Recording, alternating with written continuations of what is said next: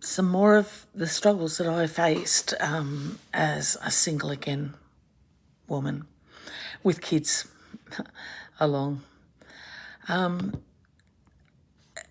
I wasn't sure exactly where we were at with things. I knew there was no money in the bank now. I knew that I had bills to pay. And luckily, I was the one who normally paid the bills, so I knew who they were with. I have met people who don't even know who their electricity is with because they weren't the people that would normally pay those bills. I had an electricity bill on my fridge. Worst place to put it. They grow there. They really do. I had no money to pay it, and a brain that wasn't working. Brain was just going over and over what should have been happening and what compared to what was actually happening. Finding all the right places, and to be honest, I didn't think about taking my ex's name off things because it didn't seem to be an important thing to me. I found out later when I was applying for some extra help that it made all the difference. Just having his name on the electricity bill meant that they questioned whether or not I was really single again. So pull out all your documents, see what's got both names on it, and slowly make the changes. Get rid of all of those things that have your ex's name on it and start to rebuild it in your name alone. And that can be difficult with things like loans because particularly if you haven't been working full time, they may not be willing to just put it in your name if that's what you want.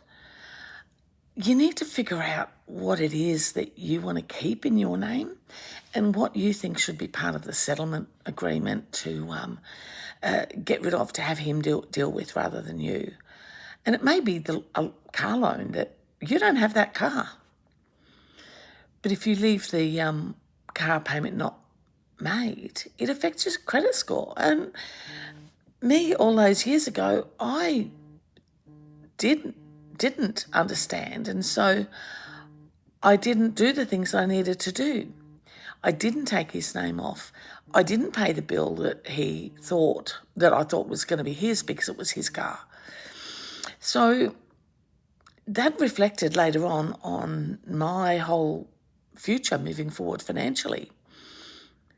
So now I can clearly tell you exactly what you should be doing to keep yourself in a really good position. It's not easy moving forward. It's not easy rebuilding. But what I found was once I started to pull myself together and rebuild, it became easier and easier. It gave me a better sense of self, a better sense of where I should be and what I wanted in the future rather than what I thought I was never going to have. My life, when my marriage ended, was not where it was supposed to be. And it hit me the year I turned 40 that suddenly I wasn't where I thought I would be at that age. And it threw me for some time. So I know now what I should have done, and that was sit back early on and go, where do I think I want to be and how do I want to move forward with this? So when I'm talking in videos about rebuilding your life and restarting and starting to put things together, I'm saying this because I didn't do it right. And I see in future what the right way should have been. And I've helped others organise that plan so that they can move forward as well. It's never easy to think that you've got to do this again because you never thought you would have to. Unfortunately, we do. And believe it or not, it actually makes us stronger. It also shows your children that you can be strong, that a broken relationship doesn't have to be the end of your life as you know it. It just means that you've got a new opportunity to start again. So next week we'll get back to some practical things, but I just thought I'd let you know why I'm doing what I'm doing, where we're at. So you have a great day, and we'll talk again.